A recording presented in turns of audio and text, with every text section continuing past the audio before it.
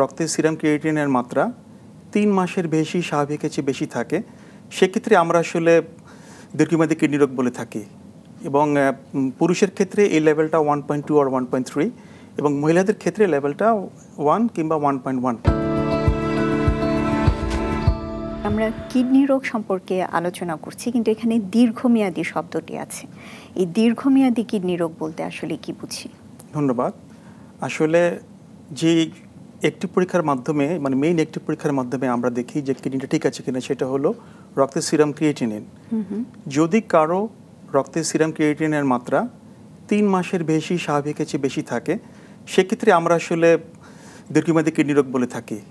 এবং পুরুষের ক্ষেত্রে এই লেভেলটা 1.2 আর 1.3 এবং মহিলাদের ক্ষেত্রে লেভেলটা 1 কিংবা 1.1। এইটা ল্যাব টু ল্যাব এটা একটু চেঞ্জ হয়।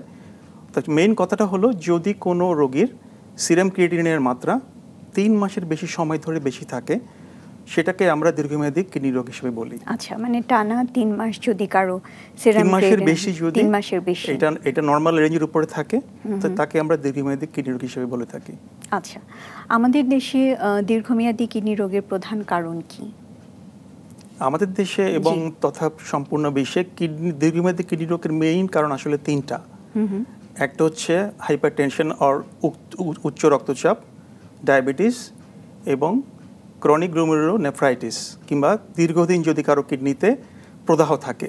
এই 3টা মেইন কারণ। এর বাইরে আরও অনেক কারণ আছে। তার মধ্যে অন্যতম একটি কারণ হচ্ছে জন্মগত কিডনি রোগ, যেটিকে আমরা অ্যাডাল্ট পলিসিস্টিক কিডনি ডিজিজ বলে থাকি, যেখানে রোগীর কিডনিতে ছোট ছোট কিছু পানি ভর্তি কিছু বলের মতো থাকে এবং সেটা একটা সময় কিডনিকে আস্তে আস্তে খারাপ করে। এছাড়া ইম্পর্টেন্ট আরও কিছু কারণ আছে, যেগুলি হলো যে কারো যদি দীর্ঘদিন ধরে পেশাবে ইনফেকশন থাকে, ইনফেকশন কোনোভাবে ভালো হচ্ছে না, কারো দীর্ঘদিন কিডনিতে কিংবা ইউরেটারে স্টোন আছে, স্টোনটা বের করার পরও বারবার হচ্ছে, তাদের ক্ষেত্রে হয়। এবং আরেকটা হচ্ছে ইম্পর্টেন্ট কজ হলো অবস্ট্রাকটিভ কজ। আমাদের কিডনি, ইউরেটার এবং ব্লাডার এর মাঝখানে কিডনির যে নর্মাল যে ইউরিনের যে নর্মাল যে পাথওয়েটা আছে, এই পাথওয়েতে যদি কোনো ব্লক থাকে, তবে সেটা যদি দীর্ঘদিন থাকে, সেটা চিকিৎসা করা না হয়, তবে সেটা কিন্তু আস্তে আস্তে কিডনিকে খারাপ করতে পারে।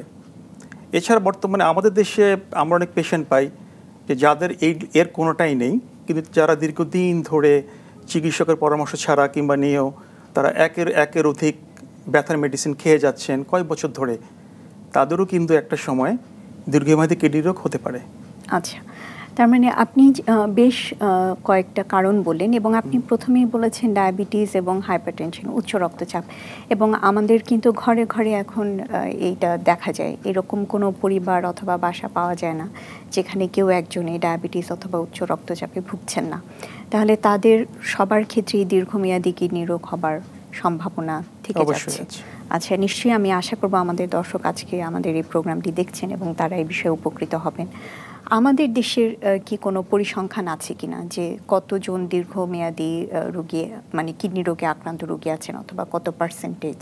বর্তমানে আমি আমাদের দেশের জনসংখ্যা যদি 20 কোটি ধরি, এবং লাস্ট যে সমীক্ষাটা এসছে ওইখানে এসছে বর্তমানে এই মুহূর্তে বাংলাদেশে প্রায় 3,65,00,000 কিডনির পেশেন্ট আছে। আমি যদি পার্সেন্টেজ ধরি, এটা হচ্ছে 18%। এবং এটা কিন্তু অবশ্যই বেশি, এবং হোল ওয়ার্ল্ডে কিন্তু এইটা পার্সেন্টেজ কিন্তু 10 থেকে 12% পুরো বিশ্বে। কিন্তু আমাদের দেশে এটা পরিসংখ্যানটা কিন্তু 18%। অবশ্যই এখান থেকে বোঝা যায় বর্তমানে কিডনি রোগের প্রাদুর্ভাব আমাদের দেশে নিশ্চিতভাবে অনেক বেশি বিশ্বের চেয়ে। আচ্ছা, এটা কি আপনি এরকম কি যেটা আগে একটু কম ছিল ইদানিং এটা বেড়ে গিয়েছে, এরকম কি? হ্যাঁ, এইটা 5-6 বছর আগে কিংবা 10 বছর আগে কিন্তু এত কিডনি পেশেন্ট ছিল না। আচ্ছা, তো এখন যেহেতু দিনে দিনে হাই প্রেশার এবং কিডনি রোগী বেড়ে, ডায়াবেটিসের রোগী বেড়ে যাচ্ছে, সাথে অন্যান্য নেফ্রাইটিস এই ধরনের রোগগুলি বাড়ছে, কিংবা ক্রনিক ইউটিআই ইউরিনারি ইনফেকশনগুলি বেড়ে যাচ্ছে। সো সেভাবেই এখন আমাদের দেশে মানে কিডনি পেশেন্ট সেভাবে বাড়ছে।